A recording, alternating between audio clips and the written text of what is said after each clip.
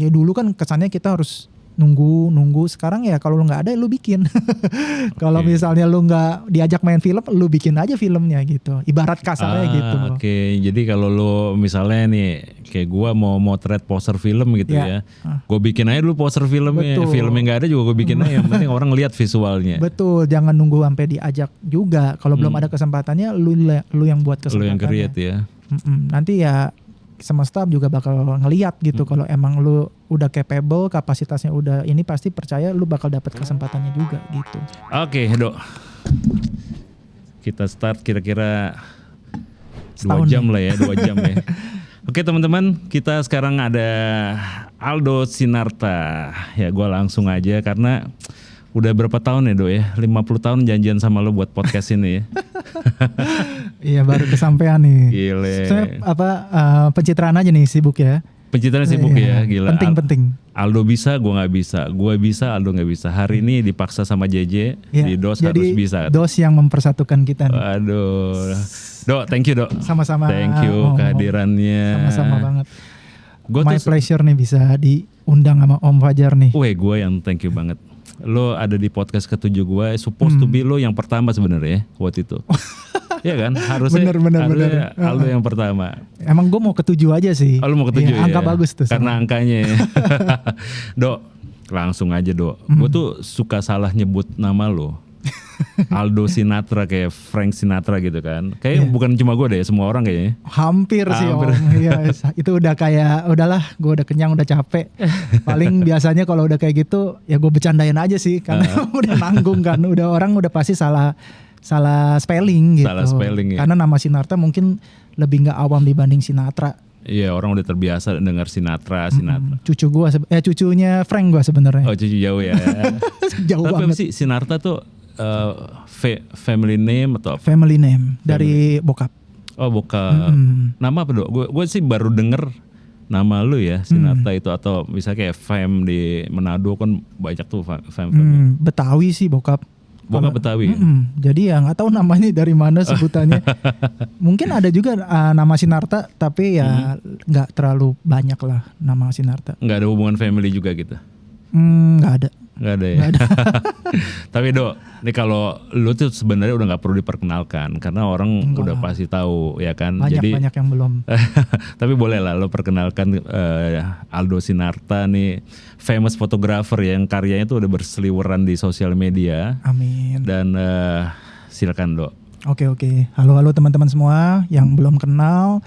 Perkenalkan, nama gue Aldo Sinarta. Gue tuh khusus banyak di bidang portrait dan terakhir juga di bidang fashion dan komersial juga. Jadi emang lebih fokusnya foto ke arah portrait dan komersial dan fashion. Oke. Portrait ya. Gue lo tamu ke-7 dan berapa tamu sebelumnya portrait semua. Jadi buat gue, makanya lo tadi tanya, Om lo nggak riset gue kayaknya nggak perlu riset deh biar pembicaraan kita lebih santai ya kan. Oke. Nah Dok, sebelum orang tahu Aldo Sinarta yang sekarang nih ya dengan potretnya, fashion, kemudian foto-foto cover poster film gitu ya.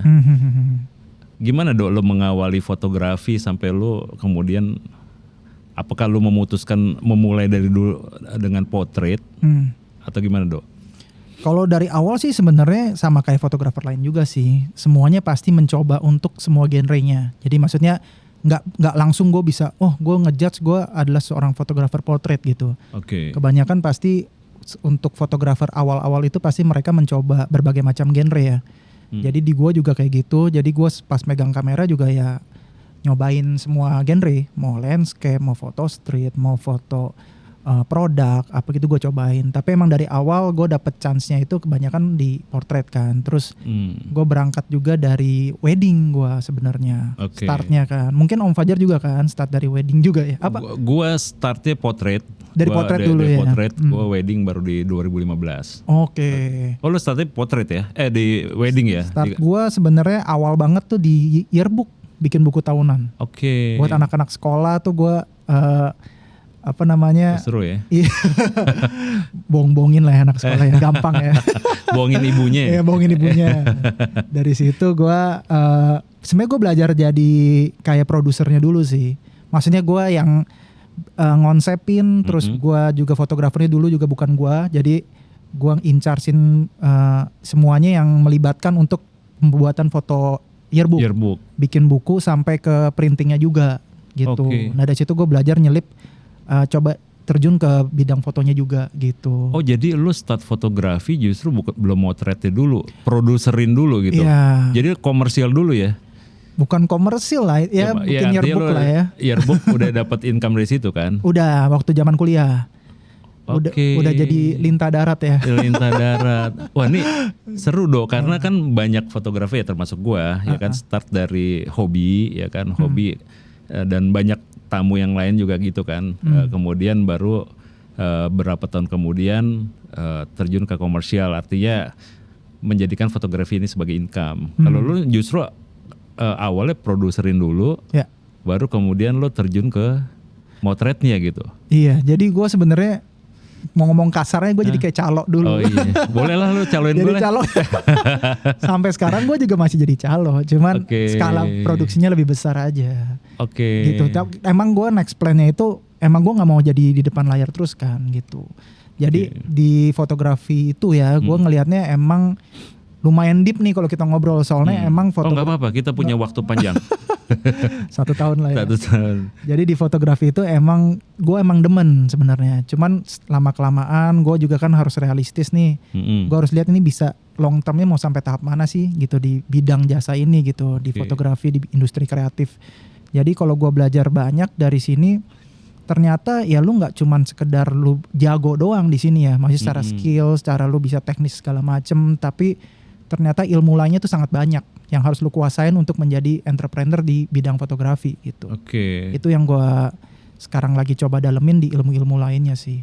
Jadi fotografi itu hanya salah satu ilmu yang untuk dikuasain, karena gue kan lebih ke entrepreneur jatuhnya sekarang, bukan sebagai fotografernya doang. Lebih banyak ke sana. Jadi gue harus pikirin dari segi ilmu marketingnya juga, dari segi ilmu manajemennya juga. Dan 3 triangle ini sebenarnya tarik-tarikan gitu. Dalam artian dari idealisnya lu, misalnya lu punya gue pingin bikin karya seperti ini nih, gue harus beli barang ini, beli ini, tapi di bidang marketing mungkin itu nggak penting gitu. Mendingan lu sewa aja, ngapain lu beli gitu. Jadi itu sangat bergontokan karena gue masih skalanya kan masih gue semua yang pegang. Lain kalau udah punya divisi lain, lu bisa in-charge, kita bisa diskusi kan. Nah ini topinya masih beda, masih gua semua yang pakai, cuman beda-beda topi aja kayak gitu. Wah seru ya. Menurut gua keren sih, karena gua beberapa kali juga bilang nih Do ya, karena kita memang udah dapat income dari fotografi ya. Gua beberapa kali bilang baik di workshop gua juga bahwa lu jangan melulu belajar teknikal, lu masih belajar hal lain kalau memang lu mau hidup dari fotografi. Iya betul. Ya kan, kalau nggak ada kebosanan, ya stagnan, idealisme, ngejar foto bagus terus-terusan gitu. Apakah menurut lo dari pengalaman lo nih, karena lo yang agak berbeda menurut gue ya, apakah seharusnya seperti itu orang-orang yang motret yang memang tujuannya untuk dapetin income dari fotografi Do? Karena kan biasanya orang mikir gini nih, oke, gue mau dapetin income dari fotografi tapi gue start dulu deh, gue motret dulu deh, gue sambil riset gitu. Kalau lo kan kebalik nih, gue ambil bisnisnya dulu, dari bisnis ini gue skill apa yang gue butuhin gitu. Iya bisa. Jadi emang dalam industri kreatif ini ya, maksud gue yang dibedain benar itu tujuannya. Tujuannya apa nih? Lu semua goals itu sebenarnya menentukan kita mau strateginya kayak gimana. Antara lu emang mau berkarya secara idealis, atau lu mau ngejablay. Lu mau komersial nih, maksudnya secara perspektif sebagai entrepreneur atau bisnis lah gitu. Nah itu benar-benar gue melihat sendiri dengan pengalaman juga, teman-teman banyak yang berjalan dengan dua-duanya. Jadi ada yang emang dari awal emang melihat chance fotografi itu secara bisnis bagus. Ada juga emang yang datang untuk emang gue cuma mau berkarya gitu. Biasanya yang punya karya itu mereka udah kenyang ya. Mereka udah punya, mungkin ada kerjaan lain atau kerjaan utamanya bukan si fotografi ini gitu. Tapi kalau segi bisnis emang dia udah pikirin the bird view-nya itu nggak cuman untuk teknisnya doang gitu. Dia harus mikirin gimana nih si bisnis fotografinya ini jalan. Punya roadmap. Punya. Iya kan? Jadi emang udah beda lagi levelnya dibandingin lu sebagai mikirin teknis dan teknis terus gitu sih. Iya. Nah, ini sih seru loh, mindset yang kayak gini. Sebenarnya sih nggak telat juga ya orang yang yang udah sekarang, karena kan gini Dok, banyak orang yang udah motret, kemudian fotonya bagus, mau start ke bisnis, kemudian bingung. Nah karena bisnis baru mau dimulai, fotonya juga udah mulai melihat juga foto-foto bagus yang lain. Kadang-kadang ngejarnya jadi bingung nih. Lo mau mulai bisnisnya, lo merasa banyak nih Dok yang merasa gini nih. Gue mau mulai bisnis tapi kayak foto gue kurang bagus deh gitu, ya kan? Kayak nggak cukup bagus untuk dijual gitu. Menurut gue mindset itu gara-gara dia motret duluan, bener gak sih? Jadi nggak ada keberanian untuk start. Kalau entrepreneur kayak yang lo startnya memang dari bisnis nih orang. Gue juga orang bisnis nih.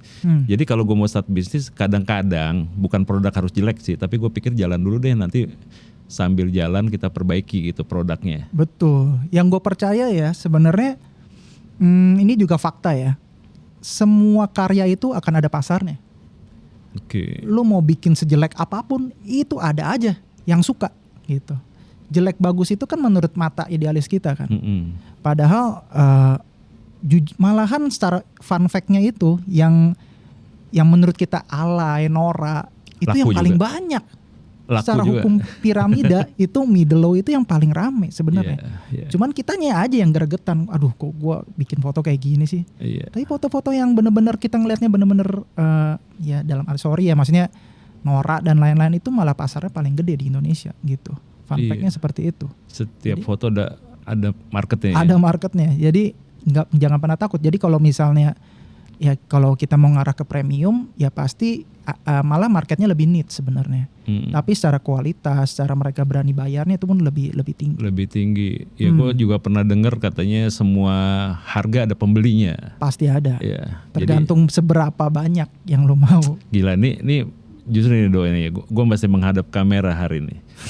Jadi ini pentingnya gue pengen bikin workshop kayak gini Dok. Workshop podcast, ya kan? Karena perspektif yang kayak gini penting buat teman-teman nih, terutama teman-teman pemula yang mereka selalu menganggap dirinya pemula. Gak pernah merasa karyanya tuh cukup bagus untuk dijual. Ya. Pengen dapat duit dari fotografi, tapi selalu merasa kurang nih, gue akhirnya gak pernah mulai. Betul. Tuh teman-teman dengerin nih barusan Aldo nih. Ini gue sebenarnya nggak nyangka sih ada pembicaraan ini ya. Gue tuh nggak prepare sama sekali. Tapi ini poin yang penting sih Dok, bahwa lu mau kayak gimana pun foto lu ada kok pembelinya, ya kan? Betul banget. Jadi gue ngelihat juga apa ya banyak fotografer yang nggak pede jatuhnya kan. Aduh fotografer mungkin itu ada bagusnya karena mereka ngelihatnya plusnya adalah mereka nggak cepat puas. Jadi mereka pingin berkembang, pingin nyari skill lagi, pingin nyoba sesuatu lagi, itu menjadi nilai plus. Tapi minusnya mungkin jangan sampai itu membatasi dia untuk malah jadi minder gitu sih. Jadi mesti ada batasannya nih. Di mana dia satunya harus berkembang, di satunya sisi juga harus berani dan ya pede aja sih. Bukan nekat ya, tapi ya udah. Gue yakin kalau menurut gue mata gue bagus, mungkin di mata lain pasti ada aja yang peminatnya yang sama kayak gue. Yang gue percaya adalah your vibes itu emang bisa nentuin your tribe itu kan. Udah banyak yang bilang juga kan. Jadi seberapa besar vibes kita itu akan menarik suku kita juga gitu. Siapa yang mau ikut kita tuh nanti akan terkurasi dengan sendirinya gitu. Yang gak sesuai sama kita, mungkin stylenya gak cocok atau apa ya biarin aja. Karena kita kontrol apa yang bisa dikontrol gitu. Apa yang menurut kita gak bakal bisa nyenengin semua orang kan.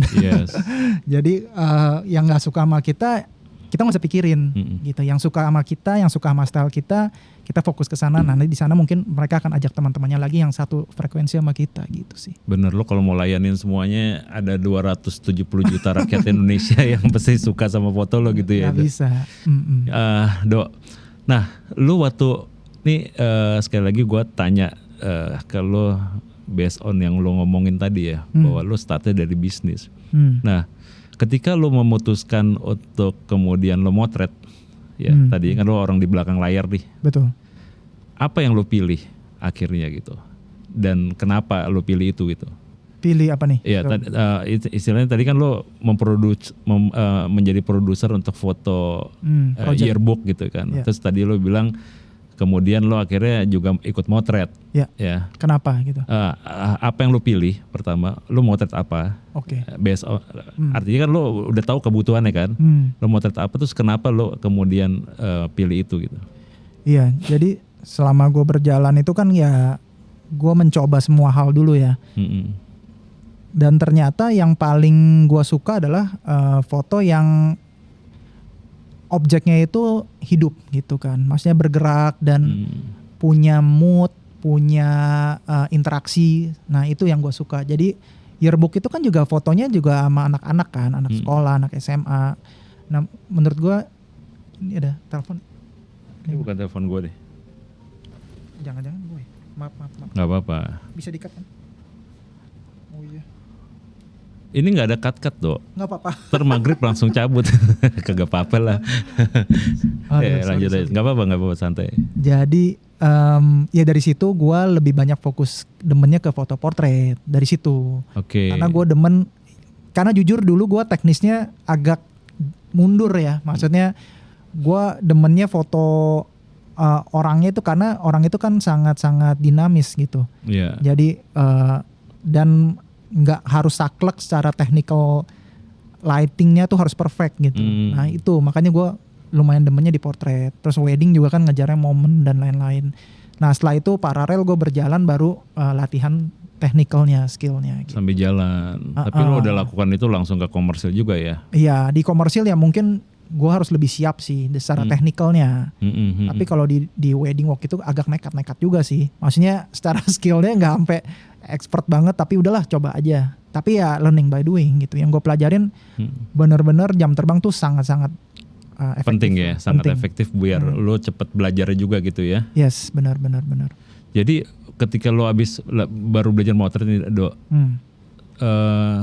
kapan dalam rentang waktu berapa lama kemudian lo terjun motret kayak misalnya ke weddingnya gitu? Iya, gue start wedding itu tahun 2009 Om. Oke. Jadi dari yearbook itu sebenarnya 2007-2008 gue udah mulai ada bikin beberapa buku sekolah-sekolah SMP SMA. Udah gitu 2009 diajak sama temen juga untuk partneran bikin wedding vendor. Apa namanya? Namanya Lalika. Oh belum. Bukan Aspiktura. Belum Aspiktura. Jadi Lalika itu partneran sama temen juga fotografer. Dia sekarang tinggal base di Bali sih. 2000 sampai 2013. Akhirnya ya secara internal kita ada beda visi, sempat freelance tahunan lah. 2014 baru bikin Aspiktura sampai sekarang. Tapi ya sekarang tracknya udah agak beda nih, udah nggak banyak ke wedding, jadi lebih banyak ke komersil gitu. Ya 2009 ya. Gua tuh baru beli kamera 2009 Dok. Oh baru dong. Iya, jadi teman-teman jangan kejebak sama rambut putih. Gua motretnya duluan Aldo nih. Aduh, gue pikir lu udah lama banget Om. Kagak, gua membranding diri gua supaya orang-orang mikir gua lama. Oke, itu berhasil tuh. Itu berhasil ya. Gimana tuh Om caranya tuh? Kagak lah, bercanda. Gue sebenarnya rambut gue gak putih dong, gue putihin biar orang mikir lama gitu. Keren juga, gue pikir filter nih, kayak difilterin langsung.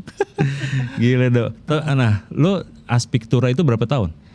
Ya itu dari 2014 sampai sekarang masih. Dari 2014 ya? Jadi 10 tahun lah ya.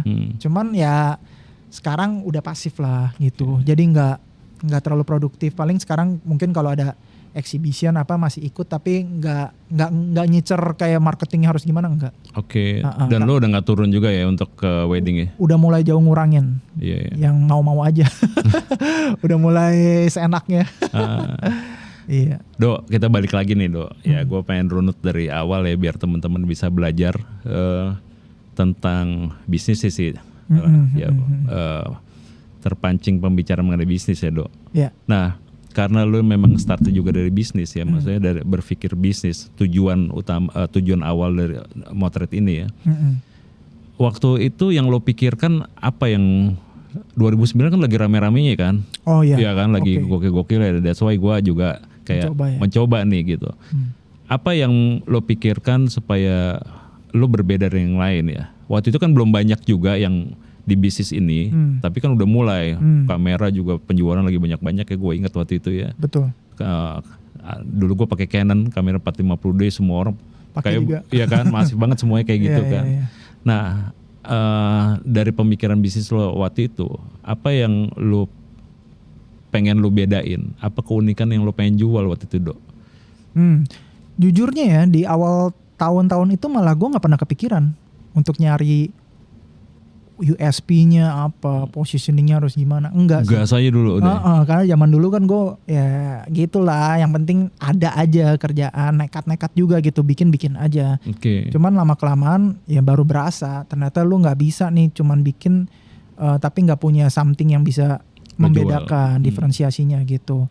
Jadi sekarang ini yang baru gue perdalam lah, kayak lu tuh harus punya style atau ibarat ciri khasnya itu tuh sangat-sangat yang membedakan lu sama yang lain sebenarnya. Oke. Dan ciri khas itu nggak harus dari karya menurut gua Om.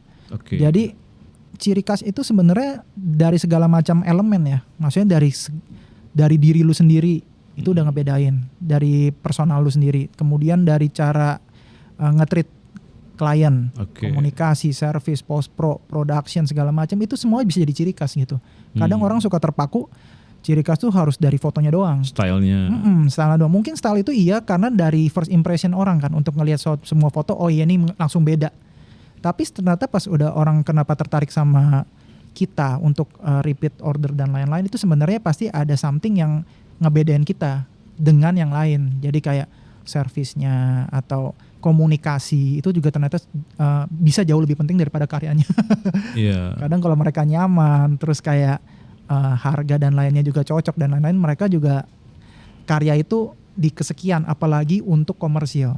Betul. Karena komersial itu mereka ngelihatnya tuh kita semua udah bisa. Iya. Jadi secara teknis mereka udah Nggak ibaratnya kalau ya. mereka udah milih kita berarti mereka udah ngelihat standarnya kita semua udah pada bisa. Yes. Jadi apa sih yang ngebedain? Yang ngebedain adalah ya elemen-elemen lain tadi. Benar-benar. Ya sama kayak gue pernah diskusi sama teman gue ya, dia di bisnis kuliner ya. Dia bilang kalau gue jualan rendang misalnya, ya lo nggak usah bilang rendang lo enak, karena rendang lo memang udah harus enak gitu kan. Ya udah standarnya udah harus standar enak. tuh udah harus enak. Jadi ketika orang milih kita sebagai fotografernya atau misalnya vendor dari fotografer ya mereka juga udah pasti menganggap lo memang udah jago gitu. Secara teknikal mereka juga ya gue nggak tahu juga lo ngomong apa gitu kan. Iya. Mereka emang udah utamain elemen lain sih. Yes. Gimana lo approach? Ya. Betul, komunikasi yang lancar, yang nggak miss gitu, nggak suka.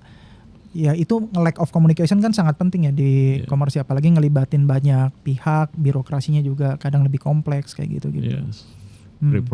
Mulai dari prep udah. Ya. Dilihat lah ya. Itu yang ngebedain sih kalau kita ngomongin komersial.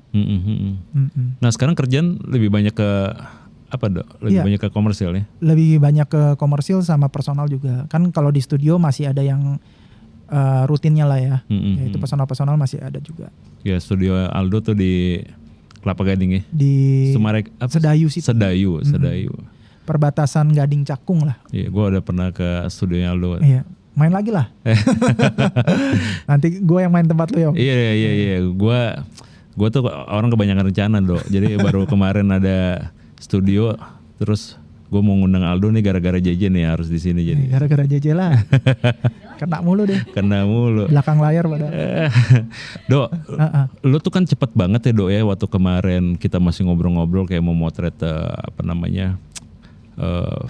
poster film gitu ya. Waktu itu kita lu baru mulai ya. Terus kemudian kan tiba-tiba lu masif nih Dok. Ya kan, masif tiba-tiba ada gitu ya. Di IG lu mampir di tempat gua berseliweran gitu. Nah, hal-hal kayak gitu yang mungkin lu bisa ajarin ke temen-temen Dok. Ya nggak harus di poster ya, maksud gua journey-nya itu kan akan kepake di bisnis foto yang lain gitu ya. Gimana lo misalnya, itu kan hal baru ya. Lo motret untuk poster film gitu ya. Dari lo mulai gitu sampai kemudian akhirnya orang banyak tahu lo adalah fotografer juga yang bisa bikin poster film, kemudian sampai orang percaya sama lo tuh gimana Dok ceritanya Dok? Ya ceritanya apa ya? Karena ada kesempatan. Ya kesempatan itu sebenarnya kan persiapan juga ya. Maksudnya kita juga harus saat ada kesempatannya kita juga harus yakin bahwa kita bisa ngelakuin gitu. Nah, kebanyakan ya gitu kita ngelatih dulu skill-skill yang udah yang harus kita kuasain pada saat ada kesempatannya, yakin kalau kita udah ada fondasinya kayak gitu. Nah itu sebenarnya juga semua benar-benar efeknya snowball aja sih Om. Maksudnya kayak ada satu kerjaan, kita lakukan itu dengan excellence, ya bagi kita ya maksudnya sebisa mungkin, ya percayalah nanti karya itu akan bisa mendirect untuk next kliennya juga kayak gitu. Karena orang itu butuh visual, apalagi orang awam tuh kalau misalnya kita nggak punya portfolio atau sebuah contoh yang bisa ngebuktiin bahwa kita bisa, itu mereka pasti akan nggak yakin banget gitu. Tapi setelah kita udah ada dan hasilnya sesuai dengan ekspektasi, ya percayalah itu akan bisa mendirect klien lain gitu sih. Iya. Jadi jangan pernah takut nyoba. Kalau misalkan belum ada, ya lu yang create, jangan nunggu kesempatannya gitu. Oke. Jadi ya dulu kan kesannya kita harus nunggu. Sekarang ya kalau lu nggak ada lu bikin. Kalau misalnya lu nggak diajak main film, lu bikin aja filmnya gitu. Ibarat kasarnya gitu. Oke. Jadi kalau lu misalnya nih kayak gua mau motret poster film gitu ya. Gue bikin aja dulu poster filmnya. Betul. Filmnya nggak ada juga gue bikin aja. Yang penting orang lihat visualnya. Betul. Jangan nunggu sampai diajak juga. Kalau belum ada kesempatannya, lu yang buat kesempatannya. Lu yang create ya. Nanti ya semesta juga bakal ngeliat gitu. Kalau emang lu udah capable, kapasitasnya udah ini, pasti percaya lu bakal dapat kesempatannya juga gitu. Film apa sih Dok pertama Dok? Film pertama banget itu Ingat gak? Masih kayaknya film horor, film sekte nama judulnya. Itu juga sebenarnya dari circle terdekat dulu sih. Kebanyakan gitu. Gue bisa foto public figure atau foto apa tuh dari circle terdekat biasanya. Baru start dari situ gue zaman dulu malahan belum ada kayak Instagram, nggak semasif ini sih. Jadi untuk mempromosikannya pun beda banget sama dulu ya cara gamenya gitu.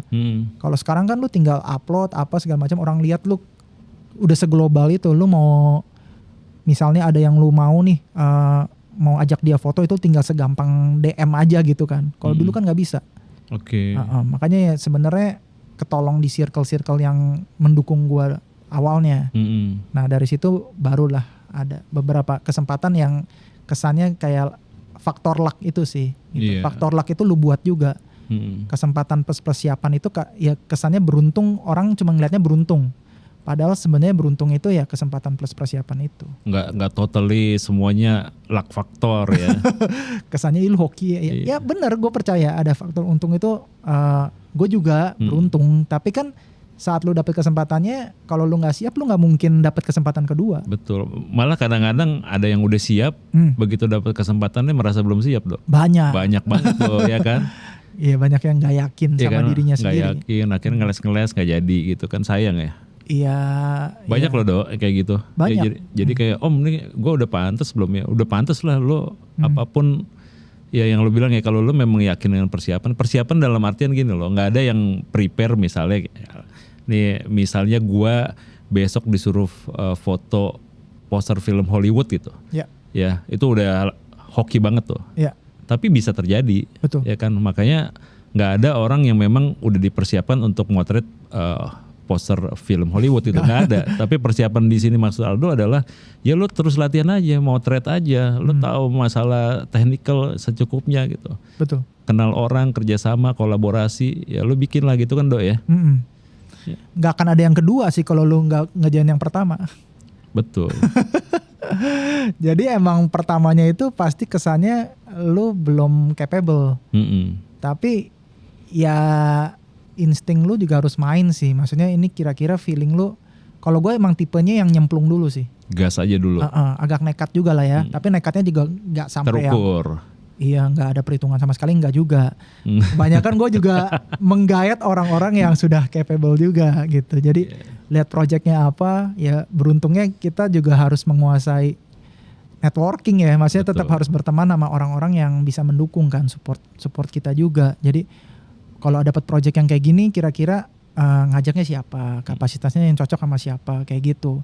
Makanya gue belajarnya bukan lebih ke tentang fotografinya lagi, tapi kita manage semuanya sih. Jadi semuanya case by case.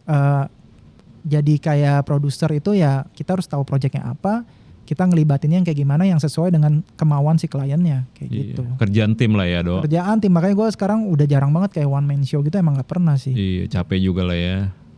Dan emang one man show itu lu nggak bakal maksimal juga sih. Iya. Lu emang buat ego lu aja sebenarnya. Iya. Bisa sih bisa ya kan. Bisa. Cuma nanti lu banyak yang kecewa akhirnya. Jatuhnya ya kan? cuman buat keinginan lu doang. Iya. Lu nggak mikirin semuanya gitu. Ya memang kolaborasi di bisnis kita sih. Wah, gue paling sering kayak nanya ke Aldo nih. Kalau ada project-project yang gue kadang-kadang juga, gue perlu orang-orang nih ya. Berapa kali gue kontak lo ya. Jangan ngontek Aldo, banyak ngontek Aldo lagi. Tapi ya teman-teman, kolaborasi penting. Lo mesti tahu bukan cuma gaffer siapa, lighting man siapa, stylist ya, lo mesti ngerti juga. Mesti crossing juga sih sama orang-orang yang mungkin gak berhubungan sama industri lu, kadang juga ngebantu lu gitu. Gue percaya semua networking yang kita ini akan ada feedbacknya ke kita. Cuman kapannya itu kan belum tahu gitu. Cuman nggak ada salahnya untuk berteman sama siapapun gitu. Iya. Jadi crossing sama klasifikasi bisnis yang berbeda jauh pun sangat nanti ada somethingnya. Cuman kita jangan berekspektasi tinggi juga di saat itu gitu. Yes. Bisa lo gunakan ketika dibutuhkan atau lo create ya kan. Betul. Create atau lo bikin something bisnis lagi yang berkolaborasi yang berbeda banget juga bisa. Yes. Gila seru. Itu tahun berapa ya pertamanya ya lo motret poster itu ya? Ini by the way ini lagi banyak gak sih? Karena film Indonesia lagi gokil banget ya. Ada lagi baru mulai lagi nih. Soalnya kalau di ngomongin poster ya, itu tuh awalnya gue cuma diajak sama satu orang doang, poster designer yang ngegayat gue, namanya Alvin. Jadi Alvin tuh emang baik banget tuh orangnya, itu dia kayak kalau udah suka sama, maksudnya cocok gitu ya dia ngajak. Tapi dia emang ada beberapa fotografer juga. Nah waktu itu gue sempet yang lumayan sering lah. Nah sambil berjalan ketemu juga sama PH-PH gitu, kayak ada beberapa PH yang akhirnya directly langsung juga ke gue. Sampai sekarang sih kayak gitu. Jadi puji Tuhan juga dapat ketemu sama dia. Sampai sekarang gue dapat project juga, minta izin juga nih, Vin gimana nih, gue dapat project langsung dari dia, dan dia emang orangnya juga santai banget gitu sih.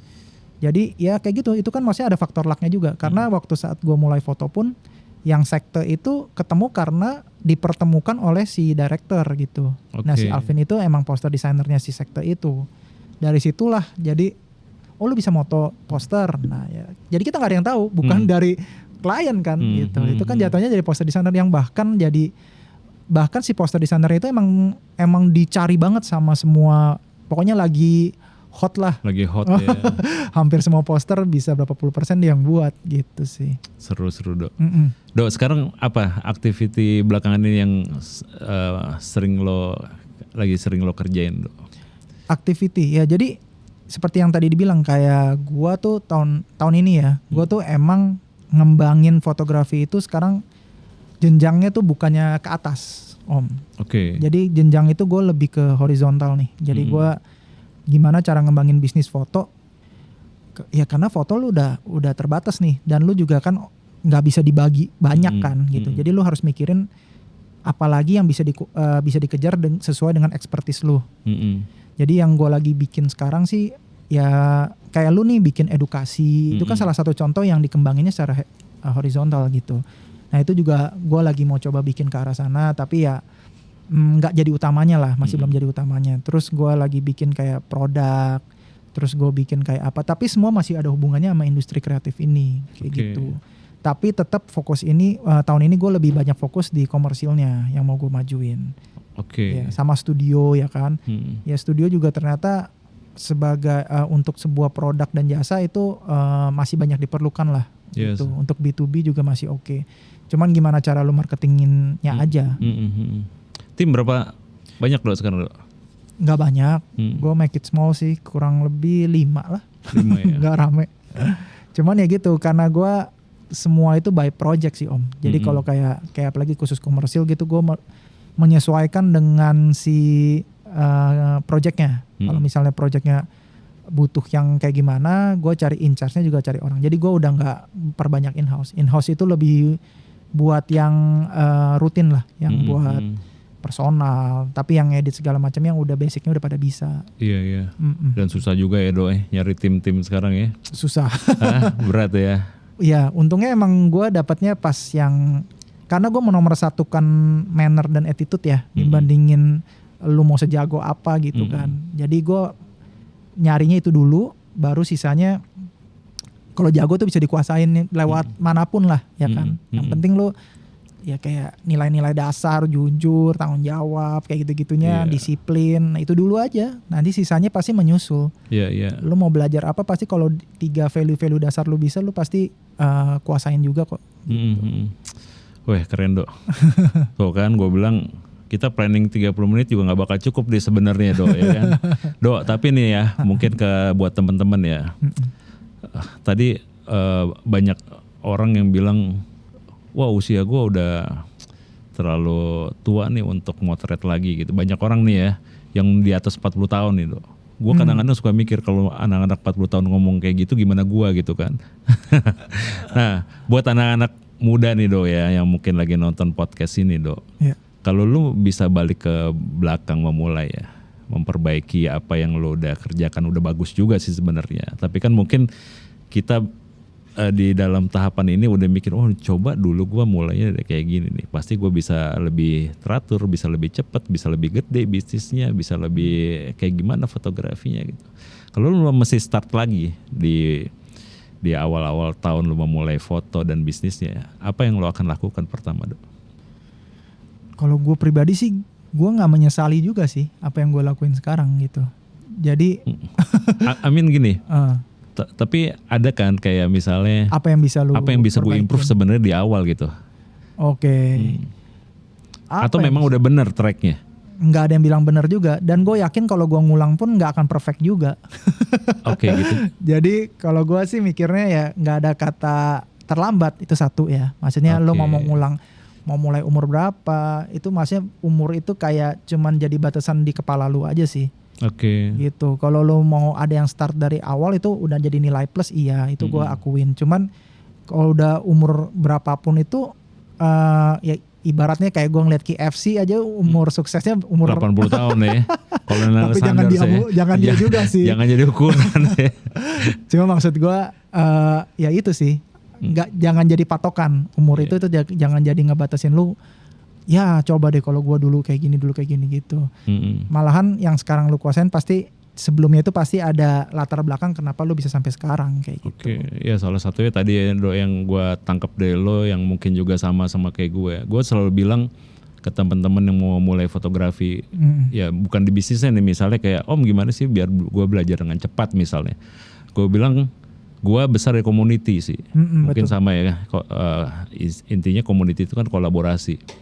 Jadi ya lo harus kalau mau mulai cepat ya lo berkolaborasi, lo berkomunitas. Tadi Aldo juga sempat bilang network yang membuat lo itu di luar luck ya. Mungkin lucknya itu timbul karena networknya juga wide ya kan. Jadi banyak opportunity dari banyak orang gitu ya Do ya. Betul. Karena emang luck itu maksudnya kesempatan itu benar-benar nggak cuma dari komunitas yang sekarang ada, malahan kadang lu jadi orang stranger yang nggak pernah kepikiran lah sama lu, ternyata bisa kasih lu kerjaan yang benar-benar di luar ekspektasi lu juga gitu. Gitu. Jadi jangan pernah, karena emang kekuatan network itu sangat-sangat gila sih. Unpredictable ya. Iya, jadi berteman sama siapa aja itu menurut gue penting karena ya rezekinya bisa dapat dari situ juga kan. Betul. Waduh, gokil. Gue gak cukup kayaknya 30 menit ya, hampir 40 menit. Kemarin kelamaan ya 50 menit. Tapi thank you banget sama-sama, Dok. Bakal ada yang kedua dan ketiga. Amin. Ntar gantian gue bikin. Oh iya dong. Gue invite. Ya, gokil ya.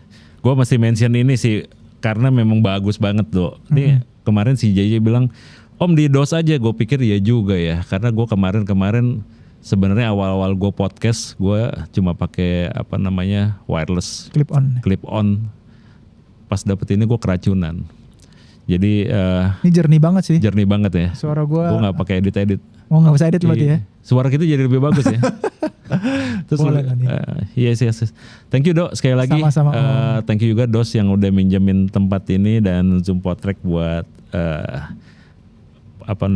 mixer dan mikrofon yang keren ya. Thank you teman-teman. Thank you semuanya.